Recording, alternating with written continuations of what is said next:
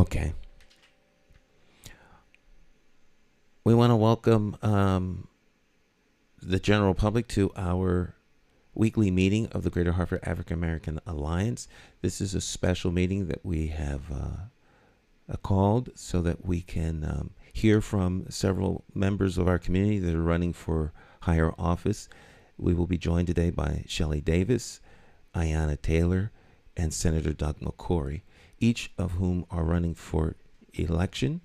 They are running for Connecticut State Senate and in the 2nd District, which serves Bloomfield, Hartford, and Windsor. Questions will be asked by the members of the Greater Hartford African American Alliance. If you in the general public would like to participate, you can do so by putting your questions in the chat section. Unfortunately, we can only answer or address your questions if you are watching us live. And so with that, we will get underway. My name is Stan McCauley. I'm the president of the Greater Hartford African American Alliance, and members of our organization will be asking questions as we move forward. So with that, we will get underway. We will invite Shelley Davis to our meeting. She's in the meeting room. We will have most of our guests in the waiting room while we are talking to a particular guest, and that way they won't be in the same space. Each guest will be given 30 minutes. So we'll invite Miss Davis into the waiting room.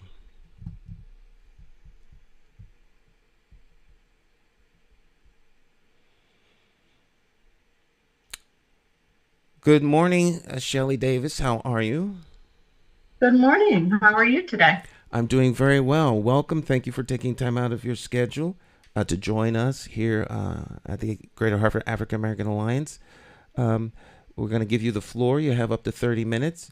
You can give us an opening comments, statements, whatever the case may be, and then I'll open the floor to questions from the membership. So welcome aboard and thank you. Thank you. I'm honored and humbled to be with you today. The Greater Hartford American Alliance represents the heart and soul of our community. And I want to start by expressing my gratitude for the tireless work that you do to uplift and empower our residents. As someone who lives and works in Hartford, I understand the unique challenges and incredible strengths of our Afro-American community. And I am here not just as a candidate, but a neighbor, a friend, and an ally committed to making real change. My vision is one of transformation, changes. I am committed to policies that address longstanding inequities and create a foundation for future generations. My approach is community-driven solutions that empower residents to be an important role in shaping Hartford's connecting future. My dedication to justice, opportunity, and prosperity for all, not some, make me the candidate that will not just listen, but act on the concerns of our community. My thought is we need to save our schools. We need to protect our communities. We need affordable housing, healthcare access. There are a lot of things that are going on right now. And I'll stop right there and take some questions. Okay, very good. Are there any questions from the floor? I always have questions, but I'll try and hold mine to the end and give the membership opportunity to ask any questions that they have. Well, let me ask you a question. I know that you're involved in education. What as a state senator, what would be your top 3 education priorities? Thank you for that question. Top education priority is funding. We need to have education, equality, and funding. Right now, Hartford Public Schools, I think all you know, there are questions about what's happened to the money. Our superintendent is under fire. With that being said, there were a lot of different committees, and I don't think it's fair that it's all about the superintendent and not the work that she's been doing. The issue that I had with part of that was just we didn't have the money for her contract. It had nothing to do with her job. And that issue is part of the state, and there are other people that are involved for this flat funding that Hartford Public School has had for the last decades. We cannot do the work that we need to do for our children without funding, without resources. And so that would be the top priority and the top commitment to get that corrected at the top level. The other part of that is with our schools, we need to make them safe. You know, we've had six schools in the past where people got ill, where we've had people that passed away from cancer and other things. We have schools now in Hartford that have mold. And I'm sure it's not just Hartford. I know we have some in Windsor as well that have things that aren't healthy for children, especially for our special needs students and students that have asthma and other issues. So those would be the top two. The third thing is we need to have people in the system that are here to help our children, that want to be a part of making the future. And so we need more people in position, which means we need to take care of people. And we had money this year where we could have taken care of paraeducators, teachers, healthcare workers, and everybody else. We didn't do that. We need to put money back into investing in our future. If we don't do that now, we're going to pay for it later. And we can see some of that happening as well, because we haven't had trade schools. We haven't had things that we need for students to finish school, to complete school. And so those would be my top three recommendations to take care of immediately. Okay. Are there any questions from any of the membership? I don't want to dominate the floor here. Mr. President, this is Jeff. I have a question. You have the floor, sir. Thank you. Thank you, Ms. Davis. So a couple things. I work for the MDC, in the water industry. I started there in July of last year, and everyone's having workforce development issues, and we're trying to build out a program. So even if it benefits us or the state, it's a good thing, just because, we've been going to a lot of the schools, talking to the kids, and it's like, hey, do you know what MDC is? And they're like, no, we don't. And it's just one of these things that popped into my mind. And I'm like, wow, we have a modern society. We want to get better, and people don't even think about water, right? And we couldn't advance in society without water. And I'll give a quick example. My mom went to Mexico to a wedding, and she made the mistake of having ice, right? Just simply a couple cubes of ice, and got a parasite, right? Just because we have such good water up here that she became sick.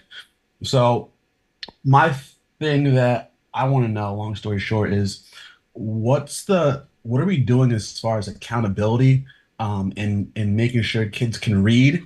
I was at a Marge NRZ in the North End of Hartford, and there's a lady who provided some insight for a town, I think it was Windsor, and she said that they were asking the teachers and the board a question, and they were basically saying, we don't want to make this known because it will make us look bad, and we don't want to lose our jobs.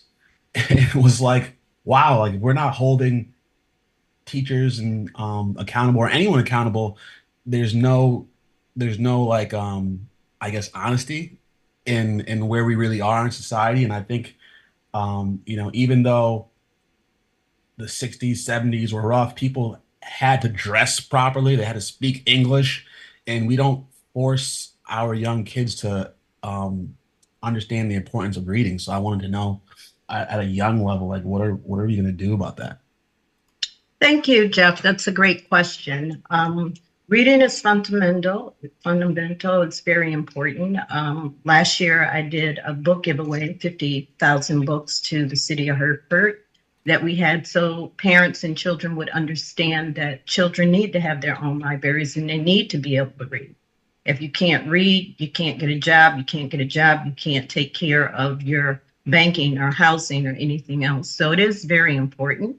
Right now, I think since we came out of the pandemic, the issue was having enough staff. I know that was not just the issue in Hartford, it was everywhere. And the first issues coming back after the pandemic was to make sure the children had a safe place to come and a healthy place, right? So now we're getting back into teaching our children and the fundamentals of the things they need. I think reading is very important. I think that's one of the things that needs to be at the top of the chart. I know all of us on here know when we were growing up, it was reading, writing, and arithmetic, right? We've gotten away from that. Most schools now use iPad. They have all these different things for children. And I am one that absolutely believe that we need to get back to having our children read.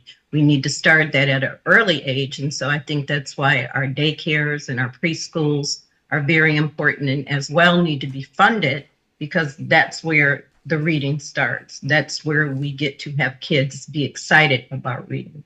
And so that's part of something that we need to all together make happen, right? I think we need to hold each other accountable for that. That's part of the curriculum in some of the schools, but I think, as you know, different districts have their own curriculum. Everybody doesn't do the same thing anymore. So that's something that we definitely need to have deeper conversations about. So I appreciate the question, Jeff. Are there any other Who are questions? you listening to? Angela, you have the floor. Good morning, Ms. Davis. Just like to ask, if you look back on your professional career, what skill sets do you think you've acquired in the various positions you've held that would serve you well in the state Senate? So thank you for that question, Ms. Angela. In many ways, I'm already doing some of the components of the job. Representation, representing the interests and concerns of people, essential workers, families, young adults is something I've done for over 30 years. Let me give you a couple examples. For AFL-CIO, I mean, I've been in every corner of our beautiful state representing some of our best people, stop and shop workers, workers that were on strike, our firefighters, our healthcare workers, and listening to the needs and the real needs of the people and advocating for them on their behalf. I've also been a part of legislation for the last, I want to say 15 years, fighting for paraeducators to have wages, health care, different things. Last couple of years, we've made a little improvement because I've learned how to continuously be that voice and fight for the people that need just small things to get to the next level, right? I don't know if you just heard about the legislation that I proposed last week for Jose Diaz-Nieves, one of the construction workers who was killed on the job. But he worked for a private company. And so not a whole lot was done for him. So I'm thinking that we need to do something for workers like that, that would affect anybody on the job who's killed, where we could take care of their children and put them through school. So that's something I'm working on. But again, growing up in Windsor, Bloomfield and Windsor, doing active activities in the community, staying informed about issues. To answer your question, though, I think my main thing that I've learned in all the roles that I've had, especially the one where I sit on national AFT for paraeducators, for planning and policy, is to actually to be able to listen and hear what people's concerns are and be able to figure out what the real needs are and how we help people get the things they need to do their jobs better. And I think in a whole, that makes us all better, a community where we can work together, thrive together, and help each other. So in all of my jobs, I've learned something that has put me in this unique position for such a moment such as this.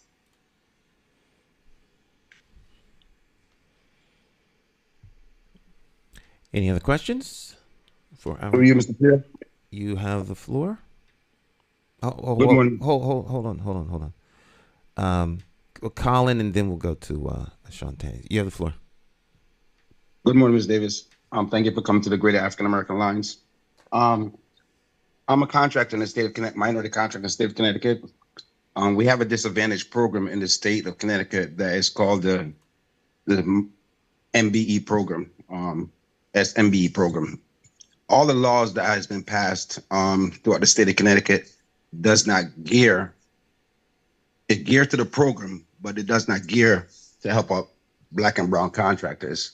Will you be paying attention to stuff like that to make sure that when they're asking for these laws to be passed, that it actually helps out what it's supposed to help out and do what it's supposed to do?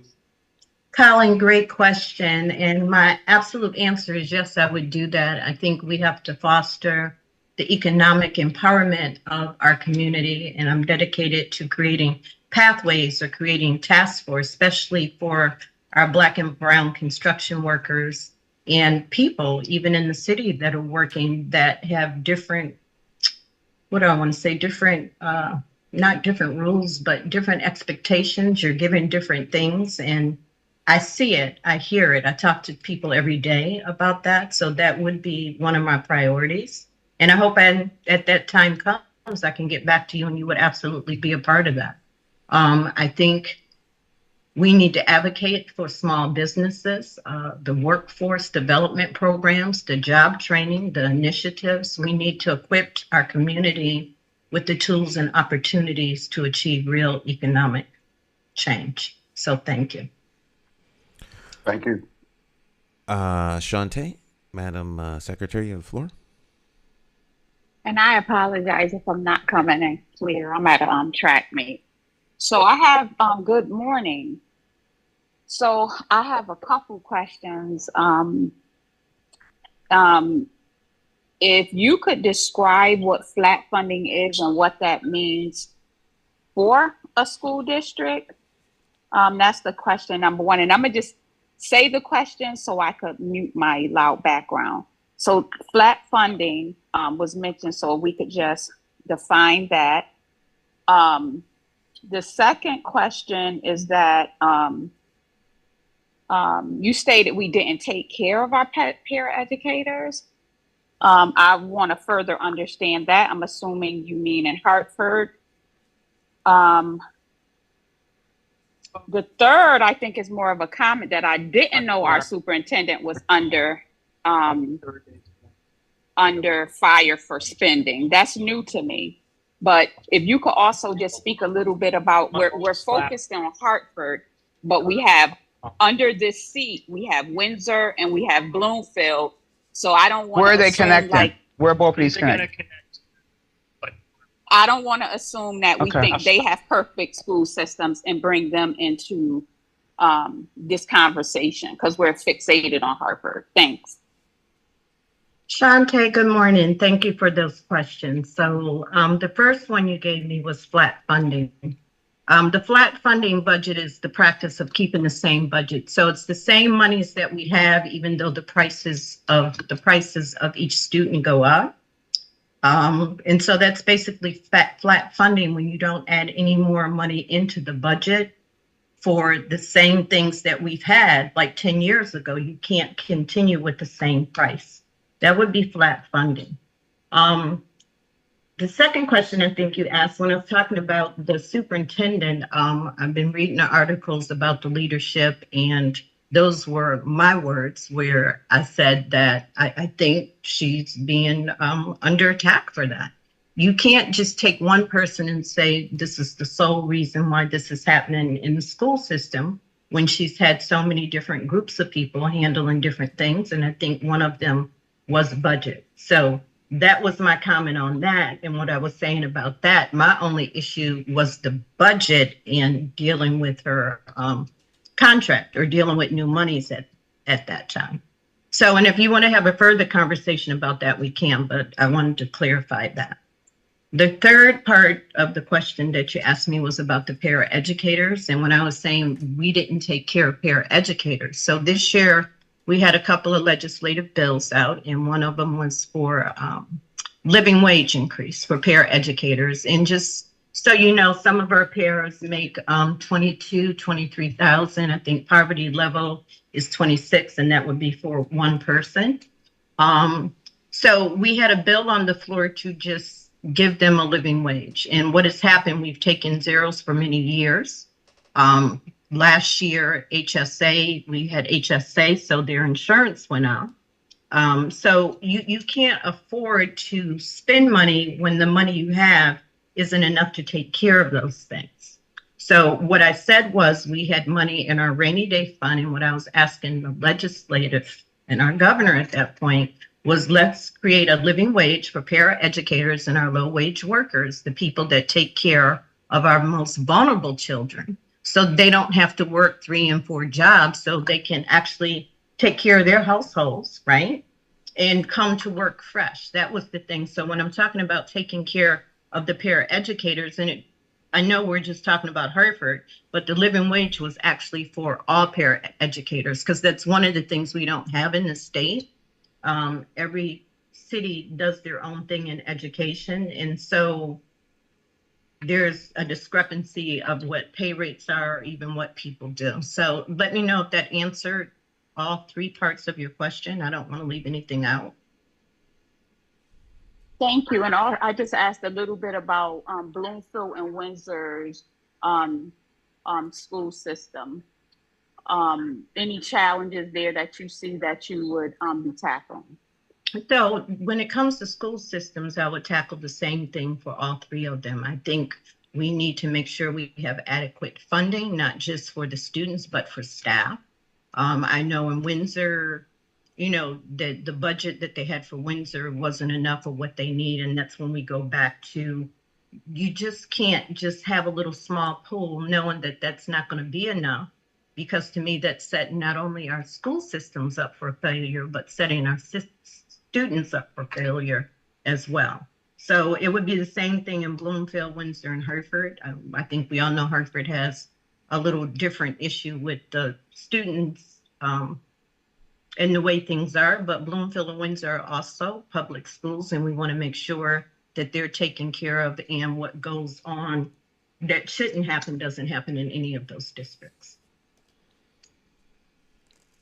Thank you. I'm all set, Mr. Chair. Thank you. All right, Bridget Prince, you have the floor. All right, thank you. Can you hear me, Mr. President? Yes, ma'am. All right, thank you very much for the opportunity. Hello, Shelley Davis, how are you today? Good morning, I'm fine, Ms. Bridget. Good, good. I guess my question is, what makes you better prepared, to take on the role as a senator of the 2nd District, and what do you think you will do differently that's not being done now by the current seat holder and by the challenger? So I think that would be my question, and probably a legitimate answer. I mean, like if you're going for any job interview, what makes you more qualified, and what will you do that is not being done yet or not being proposed? Thank you. Thank you for the question. So first of all, I am running for state senate. There are 3 people in the race.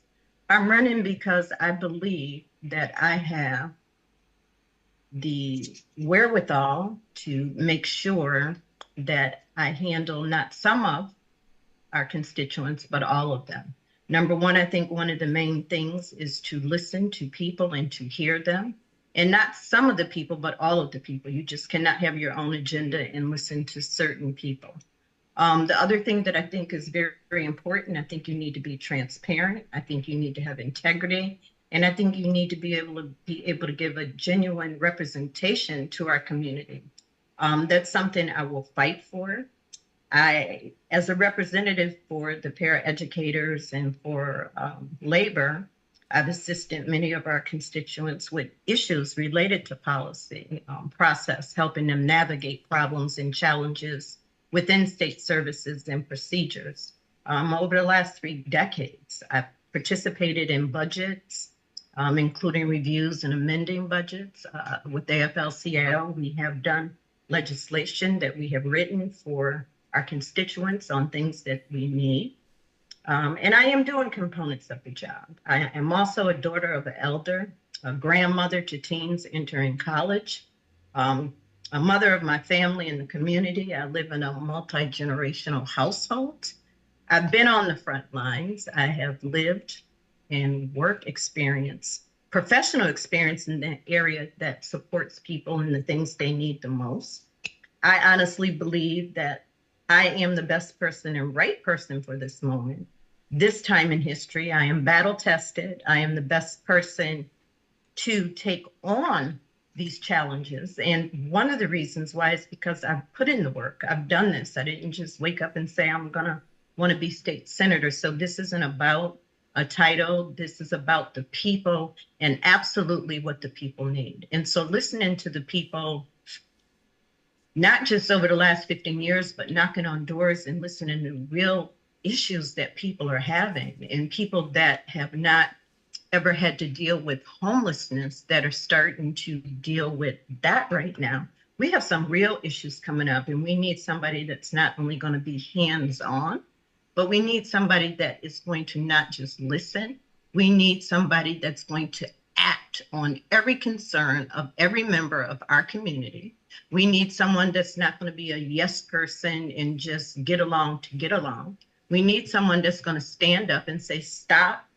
We need to reevaluate this. It's not working. Stop. This isn't correct. We can't continue to do things that aren't right. And so for me, I'm trusting in the fact to give our community and give people choice. And I think that's something they haven't had since 2017. I think we had one person in this position and nobody ever ran against it. I believe that we're at a point in time where we need somebody that's going to dig real deep, that's going to roll up their sleeves, that's going to work every day, that wants to build community, that wants to build trust, that wants to build transparency. And we have to add in everybody, right? In all of our districts. Our Hispanic community has been overlooked for such a very long time. They haven't even been part of the equation. We have other groups that haven't been part of the equation, that nobody asked them what they thought. Nobody asked them how they felt. Nobody even talked to them. So that's the part for me. The only thing that I will say about the current administration that I know you must, in a position like this, you have to respond to people all the time, not some of the time, but all the time. You cannot just be above people and not talk to people. And I think that's one of the things that really bothers me. This is a position where this is to serve people. I do that in my church on different committees. You're here to serve people and make sure that they can have the things they need, that our marginalized people know that somebody cares about them, that our elderly know that somebody cares about them, for our students and our homeless population to know that somebody cares about them and somebody's going to speak for the things they need and fight and continue to fight until they get the things they need. So that's why I'm running for state senate in District 2. I believe we're at a point in time where a change must happen, and I want to be that voice. I want to be that change for the community and for the people. Okay. Well stated. That was going to be kind of like my question too. So that brings us to our half hour. I want to thank you for taking time out of your schedule to join us. Our guest has been Shelley Davis. She's a petitioning candidate. She is running for the Senatorial District, the 2nd Senatorial District, which serves Bloomfield, Hartford, and Windsor. You can reach her at her website at shelleydavis4ct.com. That's shelleydavis4ct.com. And hit her up. Thank you so much. I appreciate all of you and all of your questions. Thank you very much for taking time out of your schedule. Godspeed and best of luck on the campaign trail. Thank you so much. Have a blessed day. Okay. Bye-bye. Bye-bye. All right. Okay. Next will be another challenger, Ayanna Taylor. We'll bring her in and welcome her aboard. Miss Taylor, good morning and welcome aboard. It's good to have you here. Ayanna Taylor is a petitioning candidate, also running for the 2nd Senatorial District, once again serving Bloomfield, Hartford, and Windsor. You can check her information out on her website, ayannaforstatesenate.com. And with that, you have the floor. You have 30 minutes to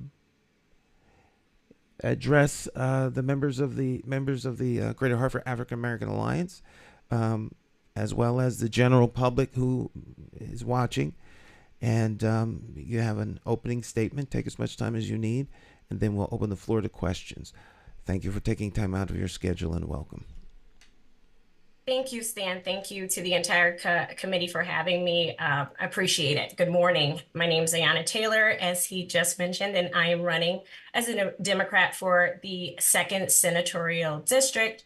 And I am proud to currently live in Windsor, and I am a native of the North End of Hartford. I am a mother of 2. I am a daughter, granddaughter, with a strong legacy in this district of servant leadership. I am currently the vice president of the Board of Education in Windsor. By day, I work in human resources, specifically in diversity, equity, inclusion space. I have previous work experience with Hartford Public Schools in higher education, mainly in the diversity, equity, inclusion space for students and creating pipelines for career services and marginalized and underserved students for paid internships. I am, as I mentioned, the vice president of the Board of Education in Windsor. I was appointed to the Board of Education in 2018, and I ran in 2019, 2021, and in 2023, and love it. I really, really do. It is one of those positions that, as an engaged PTO parent, a mom, just asking the questions, I didn't think I would ever be in that space. But now that I've been serving this long, it feels like I've been doing it forever. I continue to shoulder up with stakeholders and people in my community, asking the questions, wanting to know what do they need, what can be done as parents, grandparents are raising children. We're seeing a lot of things from, the COVID pandemic afterwards. How are we able to better support our educators and our families in a post-global pandemic world? As I mentioned, I am a mother of 2. My daughter is a rising senior, and my son is going to 7th grade next year. He is on the autism spectrum. And so I am an advocate for special education. My mother is a retired special education teacher in Hartford. She taught for 40 years there. And asking the questions, wondering why things are so expensive to educate my son. It's so different than educating my daughter. I wanted to ask those questions, and I continue to ask those questions, and how we're able to better advocate for families like myself to better serve the children that need the most. Finally, I know that I can do the best that I can do, as I have been doing for this seat. I'm doing the work currently. I continue to be asked to shoulder up. When I was working for Department of Social Services, I was asked to be a union steward. I did that too. And so anytime I am asked to serve, I continue to serve. And it's for the people, for my community. And I'm excited to continue this race to August 13th. Thank you for having me. All right. Well, thank you very much. I'll ask the first question, and then members can chime in with questions that they have. another candidate running. Seems as though all three of you are deeply committed to education. So, as a state senator, what would be the top three issues that you would feel in terms of education that you would be advocating for or seeking funding, senatorial stuff? Great. So I would thank you for the question. I would start with the equity in funding. As I mentioned, with my son having, special education services from occupational therapy to physical therapy to speech and language therapy to a social worker being involved, special education, all the things that encompass special education services, pupil services, depending on which district you're in, what it's called. I would want to make sure that there's equity in funding. I also know that money follows the child, right? So I want to make sure that the equity of that funding makes sense. We are consistently, all municipalities, towns, and cities are literally fighting over the same pie of funding. And so I just would want to say that the first thing is the equity of the funding that you just mentioned. Start there. Social emotional learning is so important. What we did in Windsor by and large, with the ESSER funds, the COVID money, we spent that on hiring a subject matter expert for the district that would help us support our educators and our students in the social emotional piece of it. We can't expect our children to learn. We can't expect our educators to have classroom management success without that piece. We were told to go back inside and nobody paused and said, are we ready to go back inside emotionally, mentally? So I would say that that needs to be ingrained in the funding, social emotional learning across all districts in the state of Connecticut. And I really want to advocate for that.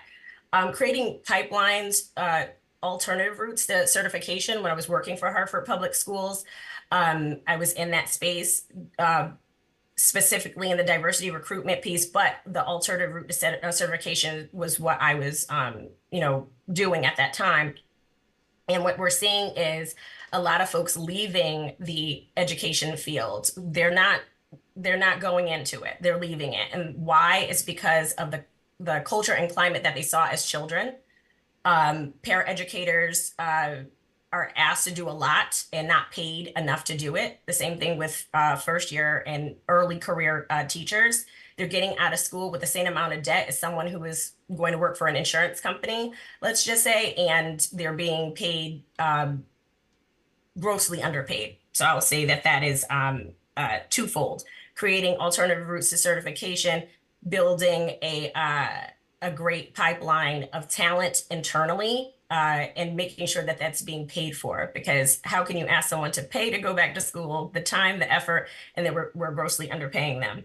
And lastly, I would say making sure that there is equity in funding, not only municipalities and the towns and the cities, but making sure that private funding, private schools, charter schools, and things of the like are not dipping into the pool without accountability. We want to make sure that the funding is accessible to, educational resources are there. But there needs to be accountability, just as we are, overseen by the State Department of Education. As a board member, we have the governing body of CAAB and things of that nature. We just want to make sure that anybody that has access to the piece of the pie is overseen by an unbiased or a third party or a committee, and I'm not seeing that either. So those are my educational nuggets. All right. The floor is open for any member of our of the Alliance that has any questions. Now would be the time to ask them. Just raise your hand, let me know, or you can chime in. Madam Secretary, you have the floor. Yes. Thank you and good morning still. For your role that you say that you had with Hartford Public Schools and the work you done there, what were the successes? Do you have any tangibles as far as being successful in that role? Absolutely. There were some successes, but there were definitely a lot of learnings and opportunities that come up. The successes is making sure that those for the relay program, making sure that those classes were filled and making sure that the vetting process of the applicants was equitable. That's important to me, that in my work in diversity, equity, inclusion, making sure that people know about it. Number one, everyone is aware of it. Everyone has access to apply, and then everyone has fair opportunity to due diligence, making sure that they can get their things in on time, so on and so forth. So making sure that there's enough people, and making sure that there's males represented in this space, making sure that there's bilingual folks, and just meeting people where that age is a nice diverse component. And recruiting with that lens, that equity lens. So I would say making sure and ensuring that we were able to have really diverse classes in the few years that I was in that seat. Another thing that I would say is we started a lot of diversity, equity, inclusion work with administrators, and I was a part of that. And I think that's a feather in my cap for sure. Unsure where that landed. Again, COVID was really something, but we were really trying to make sure so as you know, in Hartford, principals get to choose their staff in a sense. Goes through HR, but they get to choose their staff in a sense. And what we were finding is that there were some schools that had a lack of diversity in their educator pool, and just shining a light on that, making sure that people are having an equitable streamline of talent. Oftentimes people don't realize that you're generally picking people that look like you, have backgrounds like you, and just shining a light on diversity, equity, inclusion, I think is a success as well. Follow up, Mr. Chair? Yes, ma'am. Okay, so we all know seniority exists in Hartford with unions and stuff. So principals may have they may do some interviewing, they may have candidates, yes, I want you, but at the end of the day, if you're top on the seniority pool, you have a say in where you go, because you have that seniority, like you've earned it. You've taught, you've been in a system, and you've earned it in a sense. So when I think of how some of our schools look, it's because of seniority. They have an option of where they go, and it's if you're the least experienced, have the least experienced years, you can possibly get bumped. As what we've seen with not having the correct funding, or the correct amount of funding due to our budget shortfall. But I do want to go a little bit further in that relay program that you had that gets teachers certified to teach. Do you have a number of success with who actually made it through the program through your involvement? No, actually, the numbers are very low across the board before I got there and afterwards. The success rate is actually by and large low. It takes a long time to get certified if you're not already certified, because you're working by day and then you're taking your classes in the evening. But I will say, I reported to Nancy Williamson before I got there. I'm data driven. I wanted to know that very question, and she said it's actually a low amount of success. So I was trying to get implemented, as we have with actual teachers that come out of Central or UConn. You're connected with a mentor, making sure that mentorship piece started earlier, even with the relay program, because if you are a paraeducator or you do something else in in one of the school buildings, Relay is great because you're already working in that building. So you're already getting that, in the job, training, on the job training. But the support piece, it is very difficult to go to school and work full time. So we were trying to really unpack that, what it could look like. I'm trying to get Windsor to do the same because the rigor is hard. It's very hard. So I couldn't tell you someone that went through and was able to be successful. I wasn't in HR at Hartford Public Schools long enough to give you that data.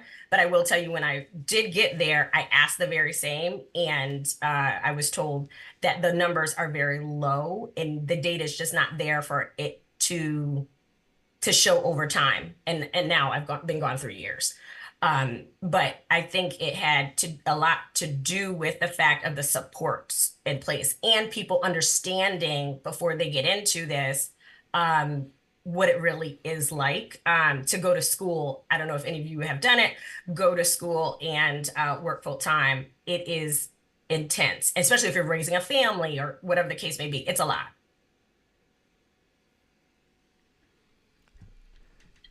Any other? Say that one more time. Are you? I said I was all set. Thank you, Mr. Chair. Okay. Thank you. Okay. Any other questions?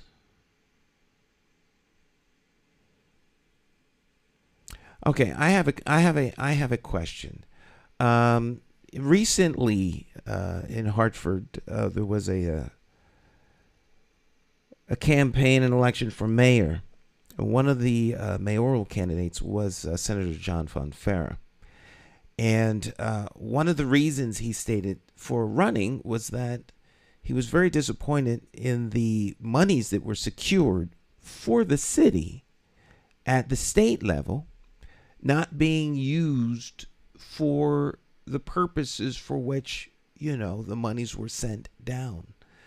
What efforts would you make to provide oversight and, engaging the constituency to make sure that the monies that are given to the city from the state level are actually used for the purposes for which, they were secured? That is a great question. Back to my accountability point, oftentimes this is the case. We saw that with, the grants that happened with COVID funds. Folks were using that money for things it shouldn't be used for. So first things first, having something in writing, specific, not leaving things to chance, not leaving things to be left up to interpretation, because if you don't know, you don't know. And so if everybody's on the same page, everybody signed the same document, everybody understands that this is what these funds are for, we can hold folks accountable. Another tier to that approach is to making sure, as I mentioned, there's either committee that grants these funds and tracks the way they were spent. So there's accountability, because oftentimes, to Senator Fonfara's point, funds are released to wherever, an entity, municipality, an organization, and they decide, you know what, we're late on our light bill. Oh, I didn't know we couldn't use those funds for that. So if there was no specific if there were no guardrails in writing, I'm no attorney, but legally people are able to do what they want to do because they continue to do it. But I would do that specifically to make sure that there's something in writing, accountability, and there's committee from different stakeholders.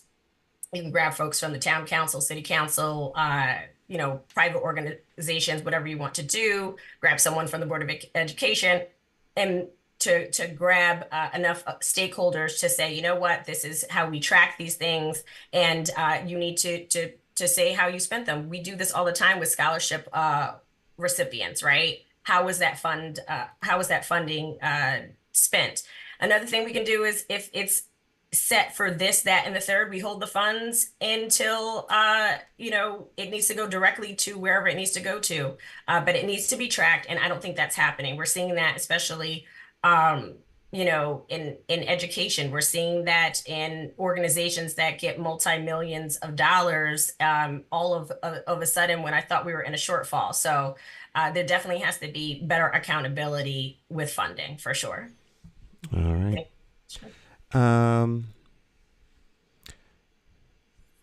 Bridget Prince, you have the floor.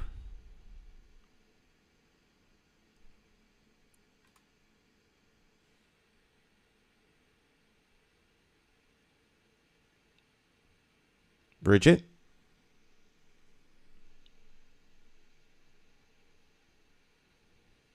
If you were talking. Thank you. Sorry about the delay. Phone is you're all set. acting up a little bit. Thank you for the opportunity to ask the question. Hello, Ms. Candidate. It is a pleasure to meet you virtually. I appreciate what you just said, especially about accountability and funding. I'm definitely familiar with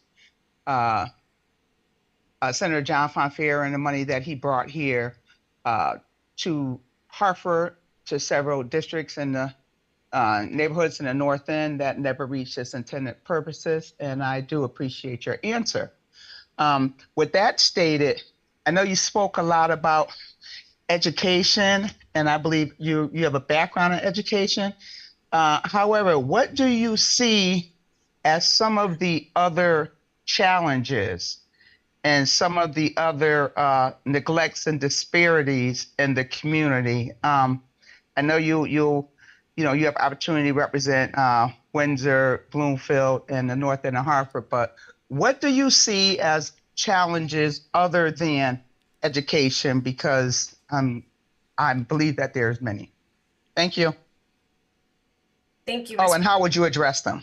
Thank you. Thank you for the question, Ms. Prince. And we have met before.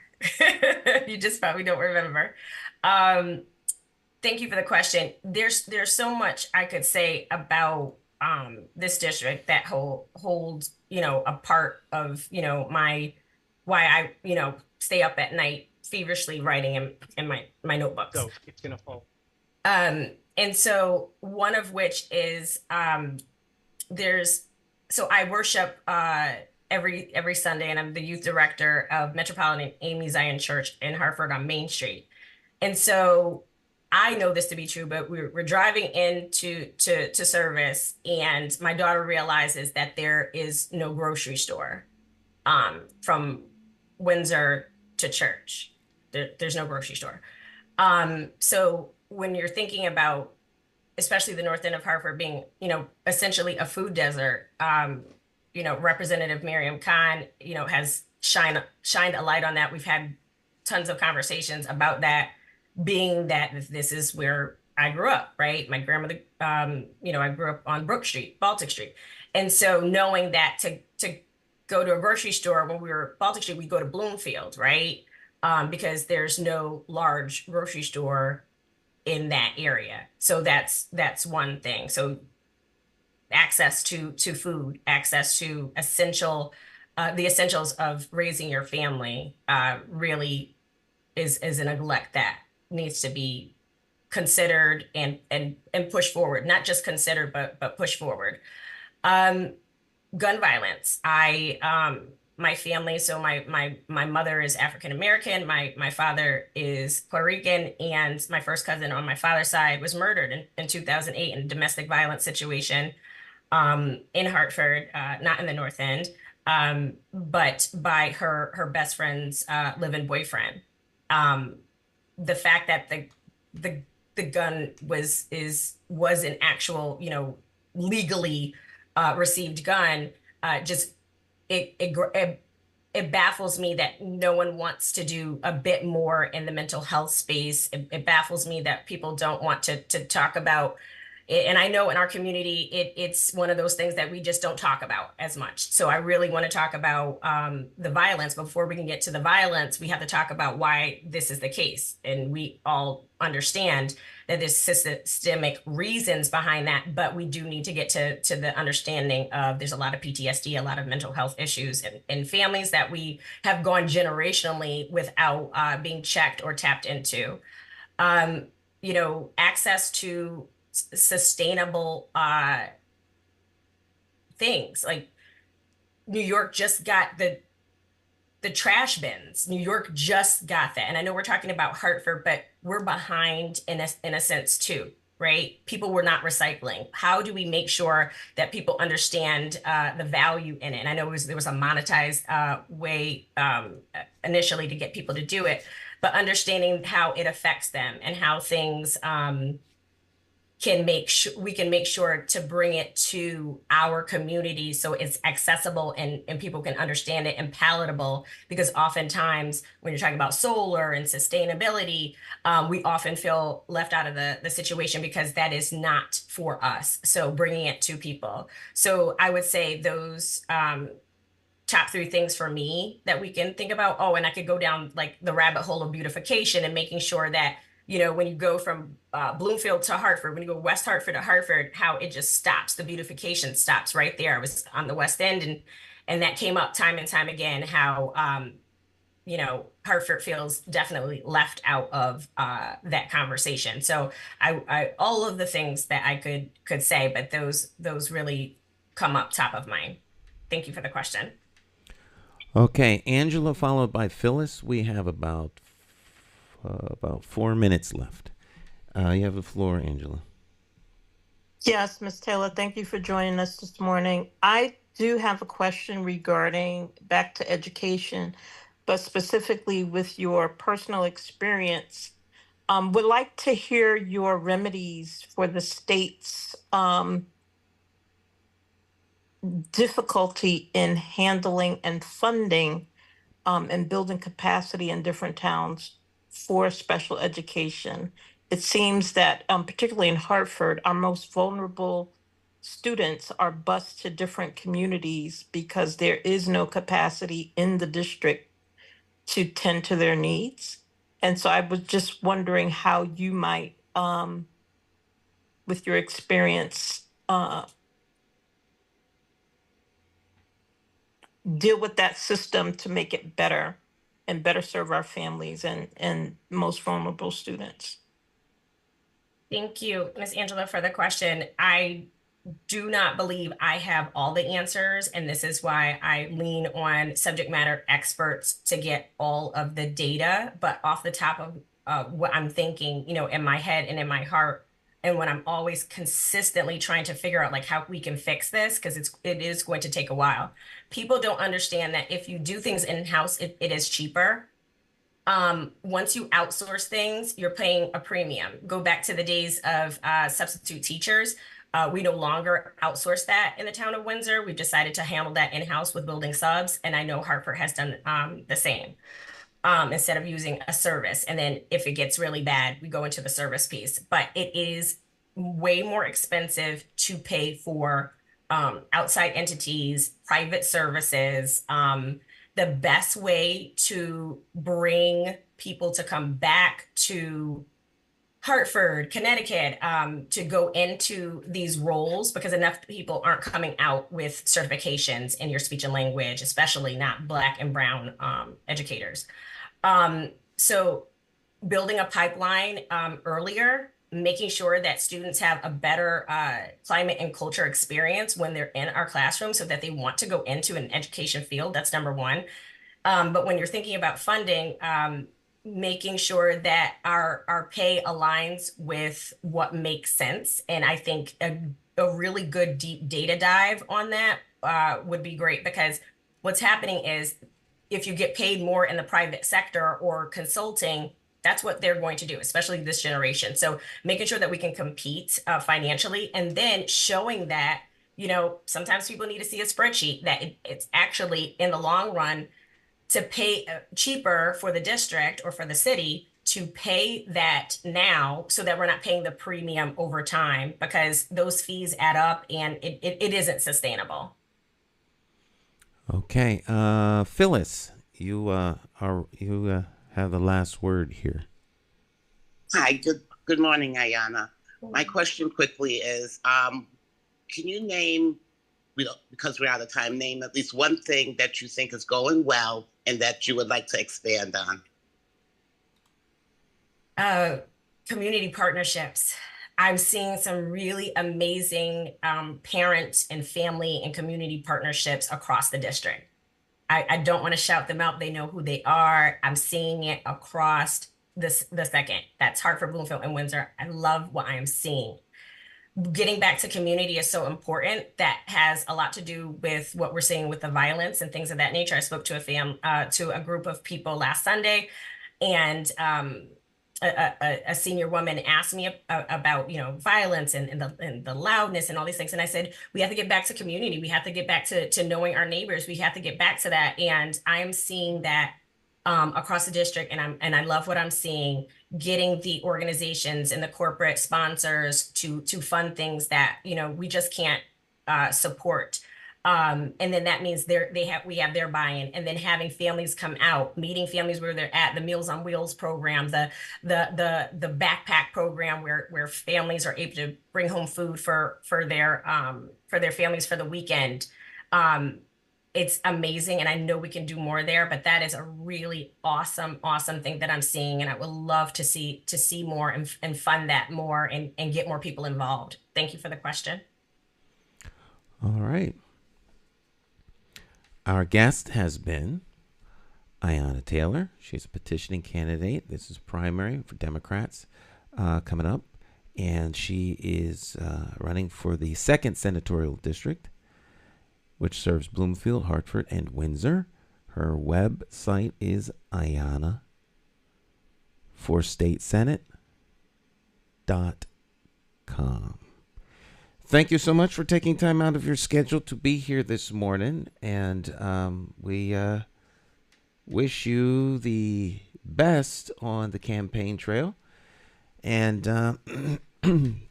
you have a blessed day. All right? You too. Thanks for having me. Take care, everyone. Okay, bye-bye now. All right. We actually could have held her on a little longer as we wait for our next guest, but want to make sure we give everybody 30 minutes.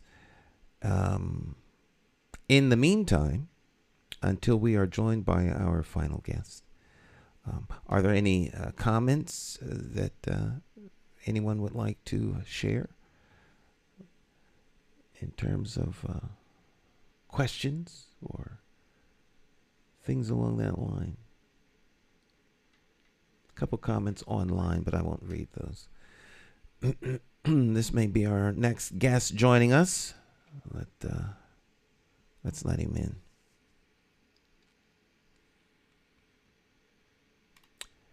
Hello.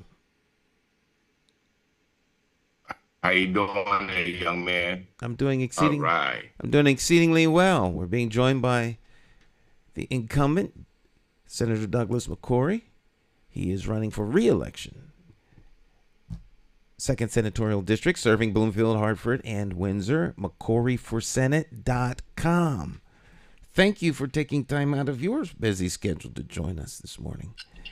You have the floor, sir. You can. You have a half hour. You can make some opening statements, and then we'll take questions from the membership. The floor is yours. Okay. First of all, I want to thank you, Stan, and the African American Alliance for all the work you guys do for advocating for our community, and also having this opportunity to express, give you an opportunity about this candidacy.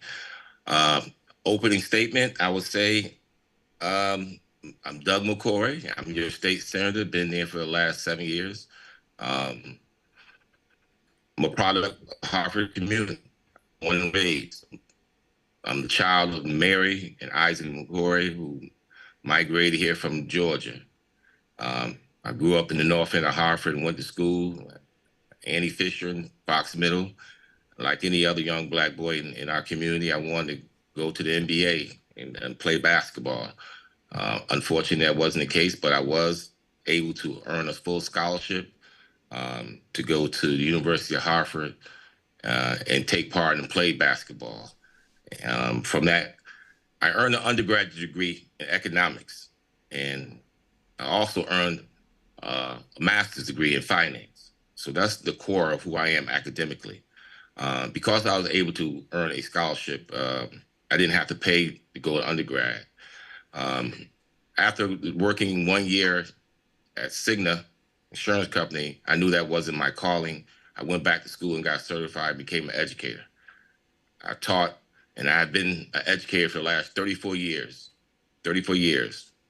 Fast forward, as an educator, I learned that these systems are not working properly.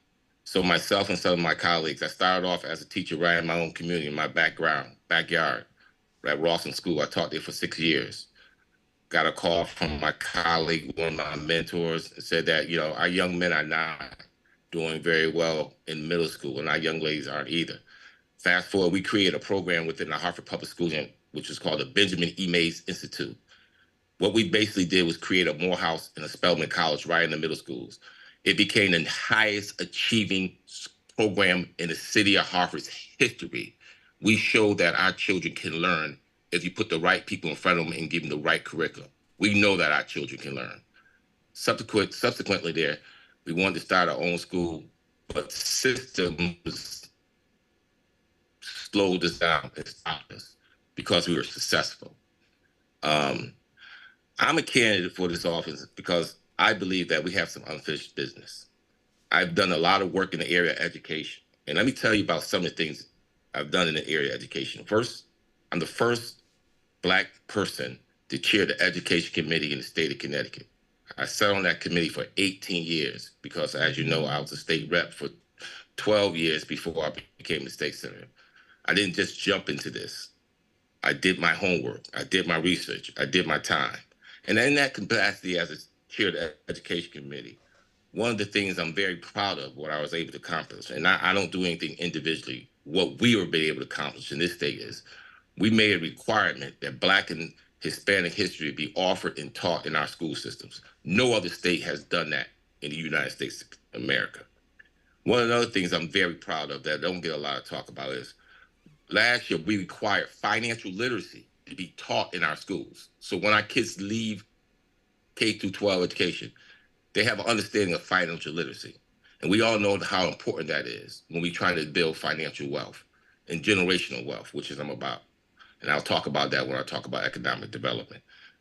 Another area of greatness that I thought that would really did very well for us last year, I instituted a policy that if you graduate from any kid that graduates from one of our school districts, whether it's Hartford, Bloomfield, Windsor, we gotta be clear, this secondary district is not just Hartford, it's Hartford, Bloomfield, and Windsor. But if a child graduates from Hartford Public Schools or Bloomfield or Windsor, I will provide them a $10,000 scholarship if they go into the field of education, because we know that education is important.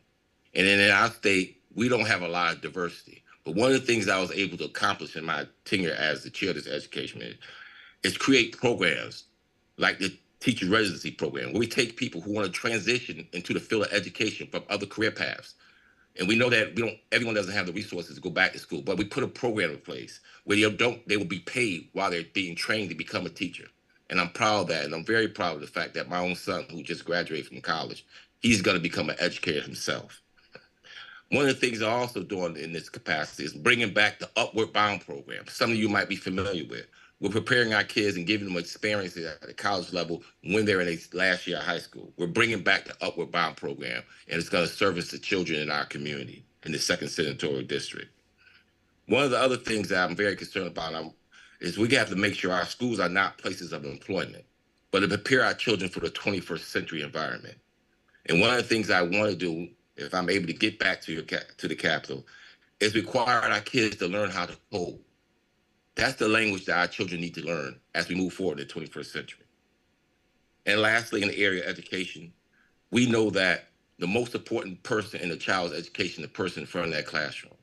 And we know that all the data shows that all children learn better when they taught by a diverse teaching background. Therefore, we need more Black and brown educators, and I've done that. Over the last 3 years, I increased the number of Black and brown educators in the state of Connecticut by 230. That's more than that's done in the last 20 years, because I understand that. One of the last things I want to mention in the areas of education is we have created a bill last year called the Right to Read. The sadness in this state is less than 45% of the students in our entire state can read on grade level by the age of grade 3. That's a shame and a sin. And if you talk specifically about our school districts in Hartford, less than 15% of our children can read on grade level by 3rd grade. In Windsor, 30%. In Bloomfield, 35%. We have a problem in education that we need to fix. And passing the Right to Read bill, where we teach kids how to read fundamentally, is one of my major concerns. Alliance districts, all of our districts are alliance districts. So the money for school education has increased in all our districts over the years because they're alliance districts. In the area of our seniors, I'm at a point in my life, and I'm at that age where we're taking care of our parents. And I understand the concerns that they have. And one of the things I'm proud of is the fact that we have an ARA discount card for their medication and reduce the cost of insulin and capped it at only $25. Another very important program I'm proud of is working in collaboration with the nonprofit organizations, and that's what I do. I make sure our nonprofit organizations are properly funded. And one of the programs that we're coming out with is our senior chores program, where we take where our seniors will have the ability to have their grass cut, the shovel removed, and minor repairs done around the house, because they work their entire lives, and we should be able to get back to those seniors when they're later in their lives. Another program in the area of economic development I want to talk about is about 3-4 years ago, when we had the issue with George Floyd, and our country came to realize that we have some major concerns that we have never addressed. Myself, the governor, and some of my colleagues, we created a program called the Community Investment Fund. The Community Investment Fund spends about $175 million a year for programs in our community. I'm proud to say that not only I have created it, but I sit on that fund. And that's why you see projects that are getting done in our community over the last couple of years. You see $4 million project for the new park that's in Wilson, Connecticut. You see the Swiss factory being done. You see the diner being done. You see in Bloomfield, where we have the new library. That happens because I sit on that fund, and I'm an advocate for that fund, and I'm an advocate for our communities. We have a problem with affordable housing in the state of Connecticut. We're advocating more, and I put money and resources that we continue to develop. We see the new Bowes Park. You see the new Westbrook. Those dollars come from that fund, and they come from a person who has the experience and ability to walk into the governor's office and demand and advocate for our community. That's what I have been doing in your capacity as your state senator, and that's the area I will continue. I'm a father. I'm a son. I'm an advocate. I'm a member of Hopewell Baptist Church, and I'm a product of my environment. And I'm proud to serve this community. And I'm proud for you guys for giving me the opportunity to continue serving that community. We got a lot more work to be done, but we're at a point now we're finally getting resources in our community. A community that's been redlined, you talk about Hartford, a community in Bloomfield and Windsor that wants to move forward, create affordable housing for opportunities for people in our community. That's my opening line. And if anyone have any questions, I would love to take them and provide the best answer I can properly to. I'll stop right there. All right. Okay, well, I have a couple of questions online here while we wait for the membership to raise their hands. So I'll give you these two. How will you deal with the high illiteracy rate of Black and brown young men in schools? And secondly, what legislation would you introduce to address inequities in the funding formula at the state level? Very good question. I'll deal with the second one first. For the first time in the history of the state of Connecticut, We had this with the education funded through our ECS formula. The governor wanted to renege on a deal that he made with us prior last year and take $150 million out of the formula.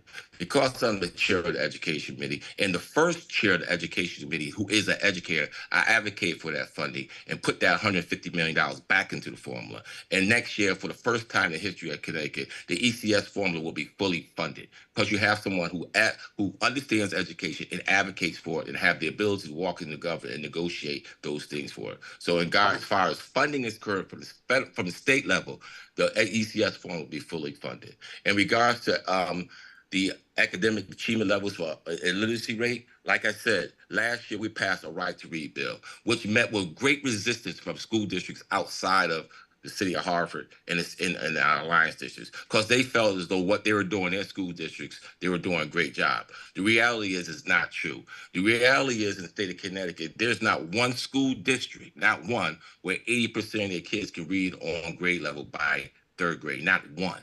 So what I've done, and one of my colleagues is put a right to read bill where we go back to the fundamentals of how to teach kids how to read at a very early age, starting in first grade. And what incorporates things that you might have learned when we was young.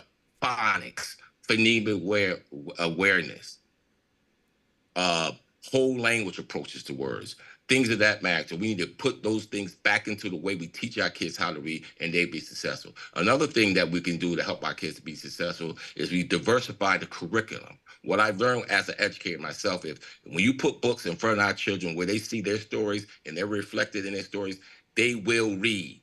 But you got to give them the right things to read. And I've done that in the middle school level. And I see that's happening at a very early age now. So those are two things I'll do in regards to economic funding for our schools. We're doing that. In regards to the literacy rate, how we can improve it by making sure our teachers are properly prepared before they get into our classrooms. They have the experience so they can be successful working in our classrooms. Okay. Questions from the membership. Ms. Prince, you have the floor.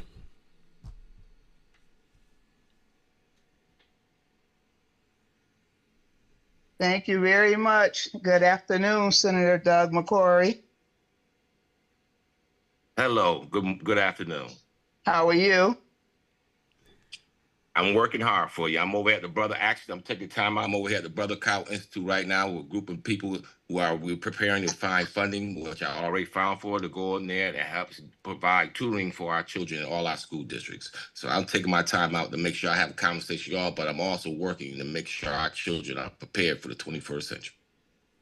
Okay, well, I just want to say to the brother, when you first introduced yourself, you came on here sounding like Isaac Hayes. I thought I was about to listen to something about Shaft. So I was tickled by it. So we coming on sound like Isaac Hayes, about to talk about Shaft.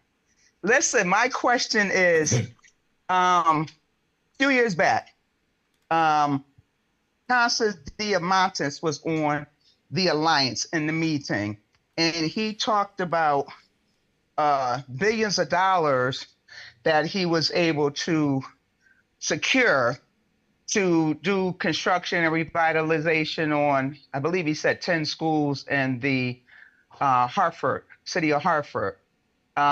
You were in the meeting at the time, and he said that you would be able to help and assist with this money. Since all this has happened and Constance Diamantis is no longer in that position to promise, let alone give any money, what is the status of those funds, and how is it going to benefit the minority contractors as Constance Diamantis said he would? Because this is really, I think, the crux of economic development in the Black community. It's the building.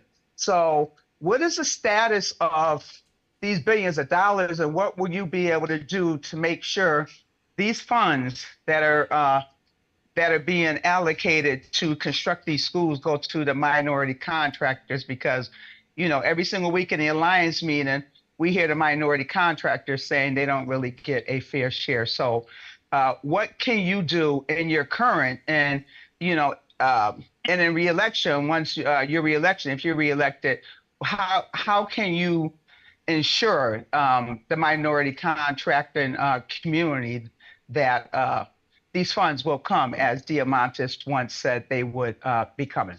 Thank you. That's a very good question, and what we're discussing that mean is I'm very clear, and I'm an advocate, and what I made clear to the trades committee and the contractors is I want to see a contractor. I wanted to see a school built by people that look like me because I know we have the capacity to do that, and I have been an advocate for that. Costas came out and told us and sold us a whole lot of things, and that's why unfortunately he wasn't transparent in what he was doing. I am an advocate. I have been working with MCC, the Minority Truck Council, Jennifer, their leadership. I come to their meetings on a regular basis. I get my opinions and thoughts and ideas from them.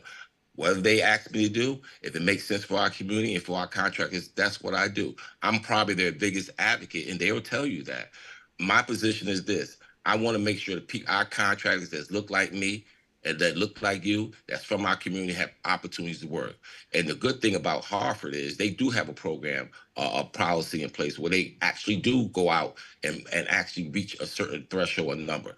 We have a policy in the state of Connecticut that 25% or 25% is the number. I'm here to advocate for a higher number. And that's why I advocate for a disparity study at the state level to make sure we know what the capacity of our Black and brown contractors are. And that study has been done. The first time in 30 years, we have a disparity study. Why? Because I listened to the needs of the contractors and I listened to the needs of the people who advocated and made me and encouraged me to do those things. And I will continue doing my capacity if I'm elected again.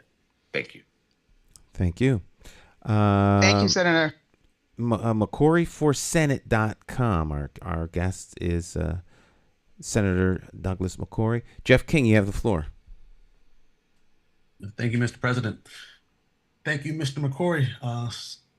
Thanks for being here. I love the Right to Read Act. Do we know why kids aren't reading well? Is it because they don't write in cursive anymore? If you can't write it, read it. Like it. I love that we need to focus more on reading, but it seems like if we don't know why our kids can't read, we can't really fix them reading because, if a parent, kids go to school with whatever their parents have in their backpack, right? If your parent is busy and they don't have time to go hold the school accountable for their kids reading, what measures are we going to have in there so that kids that have a hard time learning how to read can actually learn how to read and not graduating, being pushed through with a third grade level? Yeah. That's part one. Part two is what are we doing as far as promoting more of a hands-on career, right? We're going into an AI era, we're going into a computer age era, but if we don't have people to build our roads, run our water treatment plants, run our water pollution plants, build schools, how are you going to keep society growing? I remember going to high school and we had woodworking shop, we had automotive tech. What are we trying to do for our high school students that don't need to go to college to get a communications degree, right? What's your opinion on that? Yes, Jeff, those are two great questions. I'm gonna deal with the first one in regards to reading. Teaching children how to read is an art, and everyone who has a K-6 certification to teach children necessarily has not been trained to teach children how to actually read. So one of the things we did was in our certification K3, you have to go to the reading chamber, the reading formula to actually be taught how to teach kids how to read. That's one of the problems. And one other problem is our parents have to spend more time with our children when they're very young, when they're 4 and 5 years old, reading to them when they're very young at night and at very early ages. So again, when we put that right to read bill in, we have put in requirements that now when you come out and you have your certification, you actually have the ability to teach kids how to read. That has transformed. And now you will see the benefits that's down the road. So actually teachers who are coming to our classroom before they be in their practices, they're being taught how to teach kids how to read. And as parents and as a community, we have to continue to buy books and read to our children. The second part of that, Jeff, you're absolutely right. All our children are not going to go to college, but all our children can learn a trade. Right now, as we're talking, I'm working with the trades right now, so we can bring the trades back into our high school. Next year, if things go the way they should, in one of our high schools in Bloomfield, we will be teaching the trades during the school day, because all our kids are not going to Prince Tech, but all our kids had those when you had them, and we all had woodwork, we all had shop, we all had electrical when we were in high school. We're bringing those skills, we bring those things back into our schools in our traditional comprehensive high school, like a Bloomfield and like a Windsor. So those are the things that our children can learn at a very young age and have a great career. Right now, electric boat, I'm dealing with people from electric boat. Right now, they will train you right now at between the ages of 18 and 30 how to work on sub, and you can make a career out of making $40 an hour. They will actually come down here because electric makers on the burst on a different part of the state, but there are programs right now where they will train our young people into a career where they can go and start a career and make $40 an hour making subs. There's a lot of opportunities, there's a lot of programs out there. One of the things that I found out while I've been going out door to door talking to my constituents is we have to find a place where all this information that's available, all these programs are available. We have to find a one-stop shop location so you and everybody else can go there and get that information. And that's one of the things I'm going to do when I get back in office, and make sure all these programs and opportunities available, you know about them, because there's some things I talked about right here today that you probably didn't even know exist. I got to do, honestly, a better job of informing my public of all the opportunities that currently exist and all the opportunities that will continue to exist when I'm back in office. I'll give you a last example on that. I helped fund the program. We have created over 125 new entrepreneurs currently right now. And not only entrepreneurs, they will have access to capital up to $50,000 to start their own business. We already have created 125 new entrepreneurs, and we're looking for more because we know one way out of this bind that we're in, this area of where the red line is economic development. And that's what I'm focusing on. Thank you for that question. Thank you, sir. Okay, we have two more questions, and the clock is running down. We have about 8 minutes left. Phyllis, you have the floor.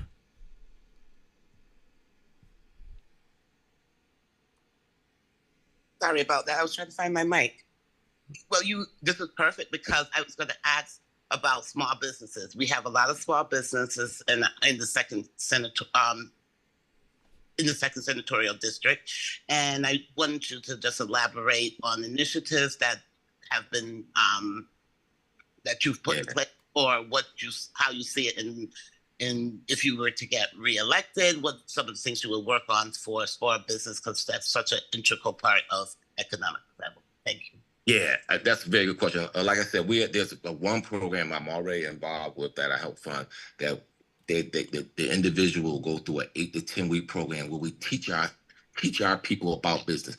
One of the things we know in our community, we know how to make food, we know how to do electrical work, we know how to do plumbing, we know how to do things. But one of the things that always catches our small businesses is the paperwork, and making sure our paperwork is in place and our taxes in place. So with the program, one of the programs that I support is the fact that they don't just get this $50,000 training. They have to go through a rigorous program for 8 to 10 weeks. They teach them how to run their business. They teach you about healthcare and teach you about marketing. They teach you about your bookings, making sure all those things in place. And once you complete that program, you have access to capital up to $50,000 so you can start your small business. That's one of the things that I'm very proud of that we have never done in our community. And other things that we're looking to do, if you already have your business, if you want to enhance your business, you go through this program and you can get up to $50,000 to expand your business. They're bringing new equipment on, bring new people on. Right now, currently, I'm working with a doctor, young African-American male who's from the city of Hartford, who went to school and he wanted to become a dentist. Right now, there's only 2 African-American dentists in the entire city of Hartford. He wants to take over and buy the business for another person. He goes through this program, he gets his access to capital, he's gonna open that business up, him and his wife, both are dentists. They want to come home and open up a practice, and not only open up a practice, but also teach our young people these skills. So those are some of the things I'm looking to work forward on if I'm fortunate enough to go back into office. Thank you for the question. Arnold, followed by Peter, and then that'll be it. questions succinct. Arnold, you have the floor. So I got a couple of questions, but first one, the disparity study that you're talking about, it left out over 70% of the state spending by leaving out all the colleges, and they do major work that is not being studied under the disparity study. And then there was another bill that was passed for the $1 million for small businesses, but the bonding, which affects everybody that you probably heard of a million times, is still left down to $50,000 for any state projects. And then we were on here with the Montanez there. I mean, from that one that got in trouble for the schools, and they were pushing to, with you to push for GCs to self-perform on these projects, which totally leaves us out because they could, do their work themselves. And that really affects the small businesses or minority businesses in Hartford. So I'll address the second part of the question first. We went back and changed that policy where they cannot self-perform on their own. So during special session, that piece of legislation was modified. And I'll say this in regards to your comment about bonding. You're absolutely right. As you know, it takes time. And when I told you we did a disparity study, it took 30 years because a lot of people did not want that to get done. Arnold, you know that, and I well do that. And people thought that wasn't going to get done. It got done because you had an advocate like myself who advocated to make sure it gets done. If it's the final project? No. But it's a very good first step. And when I'm back in office, one of the things I'm going to focus on is actually getting bonding for our minority contractors. So I know that's a very important piece of the project. I'm one person. I need more help. I wish I had more people helping me, but I'm going to continue to fight, and I'm going to stand with my minority contractors. Why? Because my dad was a contractor, so I understand how hard you are, and your gift, and your talent, and you have the ability to do the work and not get the job. Is in my DNA to make sure our minority contractors get opportunities, and I will continue to do that. Thank you. Peter Little, last question. Thank you, Stan. Good morning, Senator. My question is about criminal justice. The public thinks of Connecticut sometimes as a leader in criminal justice reform, and there have been some progress, notably the recent police accountability bill, which increased transparency and accountability. In recent years, however, in Connecticut, there have been numerous cases of troubling police and prosecutor misconduct coming to light, some from years ago, some more recently. Individuals like Randy Cox, Troy Streeter in New Haven, Charles Coleman, who just last week won the vacation of his conviction from a 170-year sentence for a crime he didn't commit. We have at the Alliance, Christopher Dukes, who I think you know, and Lieutenant Paul West, who are continuing their fights for justice. And as you probably know, Senator McCrory, in late May, the Connecticut Supreme Court ordered Mr. Dukes reinstated to his job at CCSU with full back pay. What this means for the state and for taxpayers is that William Tong, the Attorney General, and mayors are paying the price. Huge settlements are being ordered and paid out to these individuals who've been victimized by the system. You mentioned George Floyd and then jumped to the Community Investment Fund, which is very commendable indeed. But I wanted to ask two questions quickly. First, and I recognize you're not on the Judiciary Committee. That said, I think you take interest in this subject, and how could you not, growing up in Hartford's North End? The question one is, what more needs to be done at the state level, at the legislative level, to continue the criminal justice reforms that were started a few years ago? And a related question is, what is the role of an elected state official like yourself in selected criminal cases which are obviously tainted by police or prosecutor misconduct and which just cry out for justice? What can individual elected officials do to help their constituents? And I point to the case of Chris Dukes, who made appeals to everyone, the federal, state, local levels, yourself included, without really any response. So I'll leave it there. Thank you very much, and look forward to your reply on this. Well, first of all, I think I'm one here. You said that I'm from the North and the Hartford, and why I'm not on judicial. Did you ask why I'm not on judicial? I said I recognize you're not on judiciary. So asking these questions, it's not exactly in your area. I know you do great work in education and other committees. Oh, okay. So no.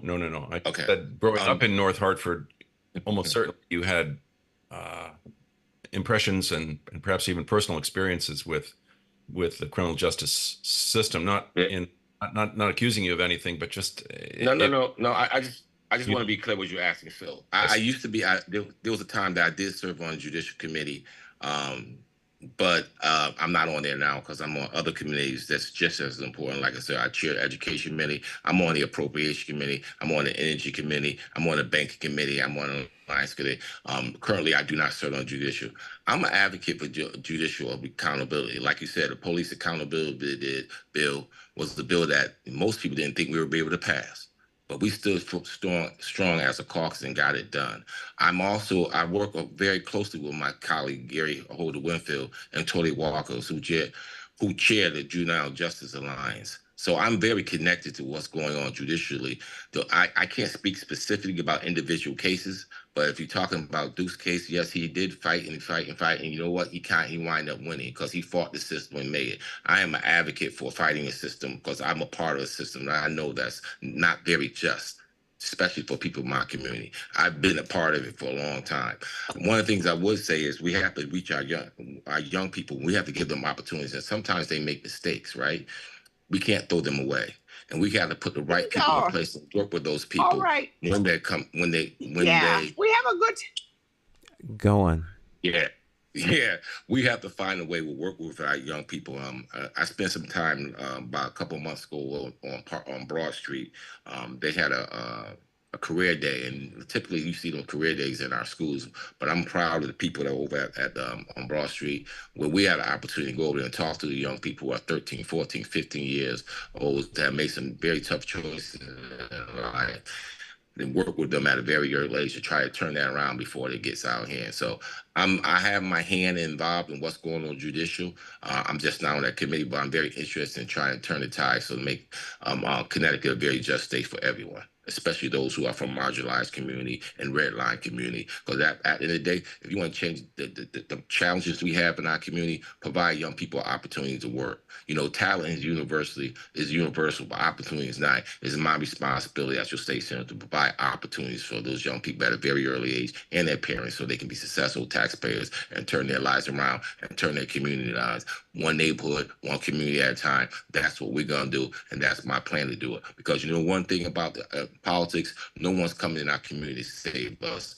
We're going to have to save ourselves, and it's my responsibility to get the resources to organizations like the Angel Edward, all the Blue Singer Association, all the Artists Collective, all those organizations in our community, give them the resources they need so they can continue to help our young people and our young families. Providing one last thing I'll say in the area of education, you know, you're dealing with a very different child than you had before COVID-19. These children are coming into our schools still with backgrounds that you have never seen before. They've seen death. They've seen destruction in their community. They've seen their parents die, and they're going to ask tough questions. We need educators in our school systems that will be able to handle those tough questions and respond to in an appropriate way. And that's what I'm looking to do when I provide resources to nonprofit organizations so it can provide the mental health and the services that our children and our young people need.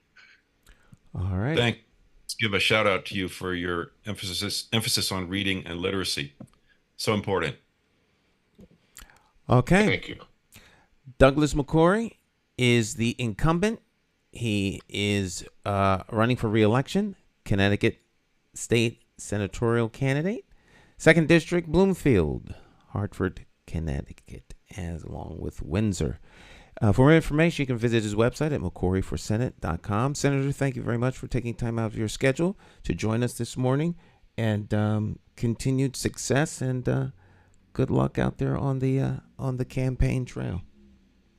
Thank you, guys, and thank you for having me. Thank you.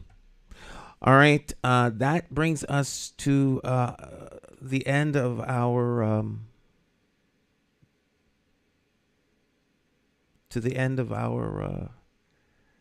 program for today. And if you all out there found this useful, please share it with family, friends, and foe. Also, if you're interested in joining the Greater Hartford African American Alliance, we meet weekly on Saturdays. And you can visit our website at GHAAFricanAmericanAlliance.com. And we hope that this special presentation has been helpful to you. Shelley Davis, Ayanna Taylor, and Douglas McCauley, make sure you go out and vote in the primaries. Thank you very much for your time and attention.